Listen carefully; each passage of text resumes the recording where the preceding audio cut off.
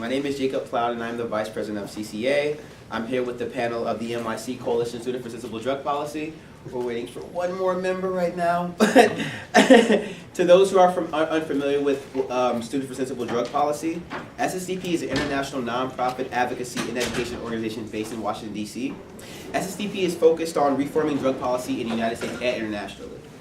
SSDP functions through somewhat autonomous chapters throughout the United States, the universities, colleges, and high schools around the world promoting student and teacher activism for change in policy and attitudes towards marijuana prohibition, drug use, drug abuse, and drug policies. I'm here with Rachel Wisner of SSDP SUNY New Paltz. I'd like to commend Rachel on her work that she's been doing, especially with the Ban the Box initiative. The Ban the Box initiative successfully removed discriminatory questions about previous criminal history from SUNY college applications, which helped students to better apply for loans and other financial aid. Oh, and here's Alex. Hey, Alex. Thank you. So it's okay. It's all right. That's okay. Sorry, also place. Since Alex just came in, Alex here is our NYU chapter president. When he's studying his finals year at NYU. He's originally from Hopatcong in New Jersey, but now resides in Brooklyn, New York. In addition to the work that he does with SSDP, he also writes for symposia. Alex is also put on events spanning from naloxone training to spreading awareness about opioids in NYU campus. Now, and last but not least, this beautiful bearded guy here, Leland Radovanovich, who is the CUNY Peru chapter president. Leland founded the SSDP chapter at CUNY Peru College, where he is studying communications and public relations. And when he's not on his soapbox or he's not on his stump or soapbox, he's writing for the Odyssey Online and Symposia as well, and also building a freelance and media relations company.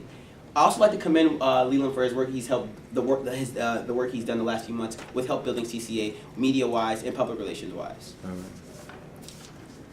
Now, let's drug talk. Not only just about legalization, but the fact that we're about to activate the student base this election season with the different initiatives in different states like Maine, Massachusetts, and California. Let's go. All right. Put it like that. I don't know. You hit him. All right. All right. Does anyone have any questions about to the young activists or anything of that nature to begin with? Leland, do you have a question? I just have one statement before I go on, before I forget it. Is anybody in Liz Kruger's district? In District 28 on the east side, like 80th? Yeah. You are? All right. I think so, I'm not sure. I just want to say one thing. I love her work, but I didn't like her messaging on the lazy stoner trope. I'm going to email her myself as well, and I ask that you email her to not, she can like be against So and not about marijuana, but... let's stick to the panel discussion. Yeah. All right. And, All right. So let's move on. All right, so let's move on. So okay. So the first question I want to ask. I'll start with you, Rachel. When did you realize as a student that you wanted to be involved in drug policy? Okay, so when I was in high school, I really saw a lot of problematic drug use among my peers, among students. A lot of my friends were kicked out of our high school, which was a public high school in Westchester County. They were kicked out for marijuana possession, and which is absolutely ridiculous because, like, you know, if you're telling us, like, a young person that you're not tolerating their use, well, number one, like, you shouldn't have a zero tolerance policy for young people. Young people are going to make mistakes. Number two, if you're going to kick out a high school student who has any kind of problematic drug use, the studies show that they're more likely to just do that once they're not in school than, like, you know, if they are in school. Like, you know, if it's really sending a negative message, I think, to students when you kick them out of school. Like, you know, they, well, at least in my experience from my friends, like, who were kicked out, they already were kind of, you know, in, like, in a tough place, because, like, people turn to use drugs, like, because of any personal problems, and so kicking them out of school is only going to exacerbate that and really make people feel undervalued, and I think that's a huge issue. I still believe that, and that's why when I came to college, I joined Students for Sensible Drug Policy, because I was feeling really disenfranchised that people were really punishing young people for making mistakes. Another thing was that like seeing people use drugs in like a chaotic or problematic way without really understanding how to reduce the harms of drug use. Because if you tell a young person, don't do this, they're still going to do it, and they should know how to be as safe as possible. So I guess what really got me into drug policy activism was just seeing the failed zero tolerance policies in my high school, and wanting to make a change. So yeah, seeing the fact that we have to deal with such a pressing issue of like, we're young, we're gonna make mistakes, but you shouldn't hold it against us, and we shouldn't lose out on financial aid or things of that nature. Leland, do you have a similar sentiment to how you got involved with the drug policy? I see myself as like kind of like the typical like route in that I smoked my first joint when I was 18, and then everything kind of like crumbled around that when I realized that one, I felt really awesome, and two, I didn't die, and I just became just sort of outspoken about it, but I had no framework for it. And being white, I never really got busted for it. I did get one UPM, which was like super unlucky, but that was like my only run-in with it. And I finally moved to the city after growing up in a very white suburban town, living in very white suburban towns in South Carolina and in Pennsylvania, and I moved to the city, and that was like a huge culture shock to me.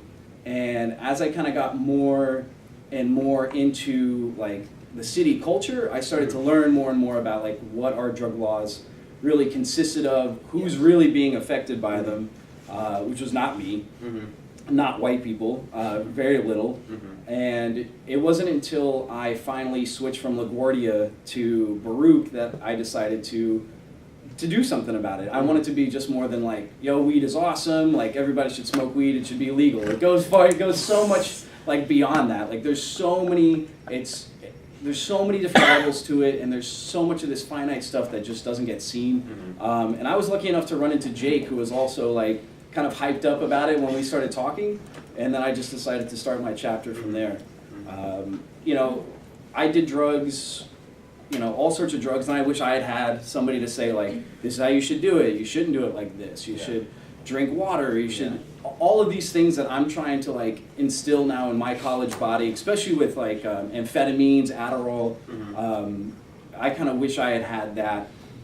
But the picture is much bigger than marijuana legalization. It's over incarceration, it's about racial inequity, and that's kind of what got me into it. But that first joint really just kind of crumbled all that. One up and smoke. Exactly. So, Alex, can you elaborate a little bit on your experiences? Sure. Just one quick correction. I'm not actually president at NYU. I'm treasurer. It's okay. I'll probably be president next semester. So I actually I was passionate about drug policy reform long before I ever started using any drugs. I actually first started learning about drugs because of music. I learned all about psychedelics and pot by listening to Jimi Hendrix and Pink Floyd and the Beatles and all that stuff. So I came into it learning some of the historical and cultural context behind drug use in the United States and the West. And naturally, I learned about the drug laws through that, and by the time I was in high school, I was learning more and more about it. It wasn't until I got to college, until my second year of college, that I even knew about SSCP, actually. And it wasn't until junior year, so only a year ago, that I actually joined our SSTP chapter.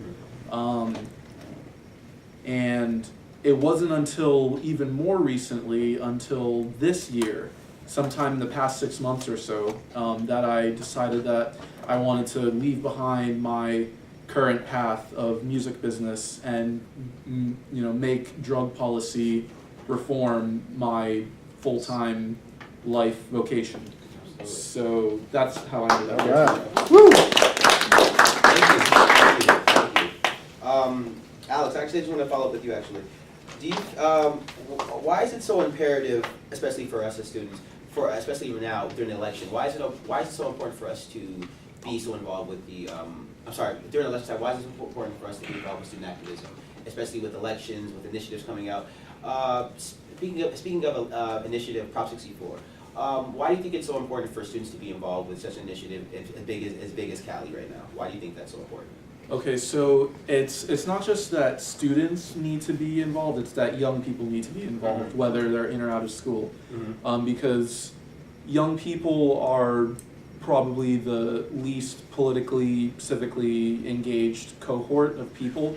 I remember looking at some stats that showed that between 2016 and the 1970s, the share of young people, ages 18 to 35 or whatever, that vote shrank, and that the percentage of people age 55 or 65 and older actually grew.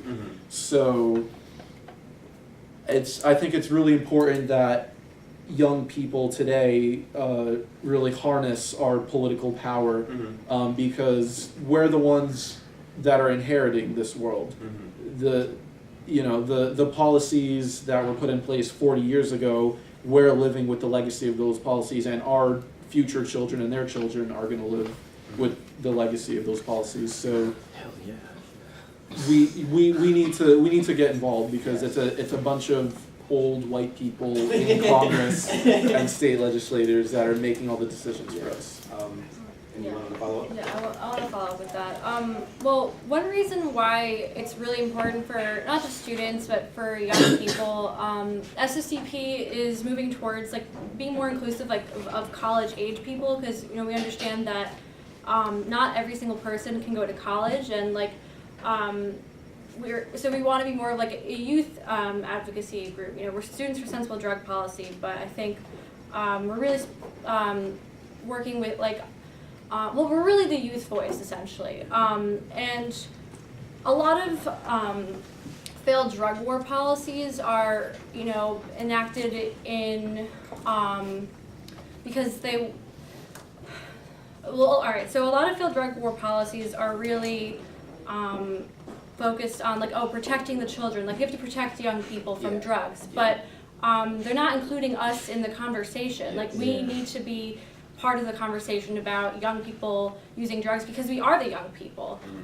So I think that's the biggest reason why young people need to be involved, because the drug war is often waged in our name, and it should be nothing about us without us. Yes. And actually, to touch upon your point, Rachel, you just said, the fact that, we don't feel compelled to be included in that conversation. This past April, actually, SSDP was a part of a protest for UNGAS at the United Nations to protest, the ending of the war on drugs. And one of the things that kind of miffed SSDP members is that they didn't allow us to speak or allow us to have certain voices at certain critical moments of this UN meeting. So I want to ask you guys, do you think ageism plays a big part in this discussion? Because actually, I don't know if you guys are pretty sure. We had this thing where we said do not open until 30, or until you were 30 years old. So basically, some organizations insinuating that we're not old enough to have this discussion. So how do you guys feel that you guys really feel that ageism sometimes plays a role with how we're not taken seriously, or student activism or youth activism is taken seriously? Do you guys sometimes feel that way? Leland? Yeah, I mean, that's kind of each generation looks behind at the younger generation and goes, oh, that music, oh, they're doing this, they're doing that, they don't understand. Yeah. But when you look at it, the vast majority of our politicians are older, and they are white, and so by that very notion, for some reason they've forgotten where they've come from, how they grew up, the experiences that they've had, whether it's because they've been in their kind of bubble for so long, but we have to then excite other people, because we are disenfranchised. That's the whole point why we don't want to be involved with it, because we see it's not working, but at the same time there's so many of us, and we are going to be the next step. We're going to be the next ones running for state assembly, we're going to be the next ones running for state senators, and even for federal senators. So it's absolutely imperative, and ageism, I think, will always play that role, and I think that's something we'll always have to combat. But at the end of the day, we're not little kids. I'm 27, but yet I still have those same people saying, oh, you don't understand. I'm almost 30. I'm not a kid, but I think that gap will always kind of be seen, and we'll always have to fight that. No, I agree. I don't think ageism has anything to do with it. Older people vote, young kids don't vote. If they went out and voted and participated more, things would change. Well, it's like that's like why don't we? You have to look at like why don't we vote, or why do we have the Well, why feelings? don't you vote? Because we feel like as if nothing is going to change. Well, like it will it's- if you vote. Well, Not exactly. necessarily. It's That's not necessarily it's a circular Well, line. There's I money think a lot of young circulating. I think people there's a today. great question that comes out Yeah. of that. Yeah, I There's think lots of money circulating. so. I think that begs the question: do you feel as if young people have enough to vote for nowadays? Well, Because choices do aren't it. great, but you gotta. You're polite, buddy. We have to consider lobbying and the fact that just as even the senator herself just said, there's clearly politicians with monetary vested interests. So even if we do vote, they're being paid off by a guy who has significantly more money than all of them combined. Yeah, the team paid off by to say, pharmaceutical I don't give a companies. shit about the votes, do this and I'll give you 10 million. But the thing is, if the kids. It's an vote, ethical problem. We Kids need get together yeah. and they have a big demonstration where Yeah, thousands we show have up. big demonstrations. You got the for sure. TV cameras and you got the Yeah. newspapers That's will what we do. publicize it, and that begins to generate, and then politicians take note. You're right. Well, That's I exactly feel like a what we lot do. of young people are really disillusioned by our government and by our Yeah, democracy. fed up. Like, Blame them. well, because and there are a lot of great movements out there that aren't necessarily just voting. Like for example, Black Lives Matter. People Yeah. aren't voting. People are just like fighting for their lives to be respected, and that's a lot of young people on that. So I think that young people really are disillusioned with like voting democracy and looking for other ways, like grassroots movements, to really fight for positive change. And so I don't think that necessarily young people are not politically involved. It's just in a different way. But that fighting that you're talking about, though, there always has to be kind of a means to an end. There has to be an end Yeah. goal, and protesting, political movement. At the end of the day, people are fighting for change legislatively from a policy standpoint. Lobbying. At the end of the day. Yeah. And so, and it's, so I get the whole, well, we don't vote because we feel disenfranchised and da-da-da. But I think it's a fair point, especially nowadays, being that young kids, you guys simply have a lot more tools than I had and he had. You just have a lot more tools to be able to, gather folks, get folks together, and to voice an opinion that gets the attention of any legislator or policymaker. That's a fact. Yeah. So I'm glad that you guys are here. I'm just curious about, kind of what percentage of the population you guys represent, within your demographic. Yeah. Do you know what I mean? I'm curious Yeah. about that. Yeah. And so let me just ask a question. Absolutely. So, you said you're 29, 27. 27, so you're 21? 24. Ish. All right. So, well, I didn't think you want to give your age. I was, ladies don't, whatever. But how much of kind of your cohort do you represent? Are most everybody are they just kind of on the sideline doing their thing and not kind of activated, as you said, or is there a growing sense of more of you guys? Well, I think it's really hard to say because I went to a university that was particularly active. We had a lot of student activists. Student New Paltz is notorious for student activism.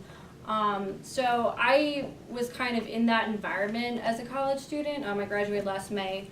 And so I don't really know if I could say like how many, like who I'm representing or like how many young people are really involved. But I think generally young people are paying attention to what's going on, and are taking it part of civic action, even though we're not necessarily voting. Yeah.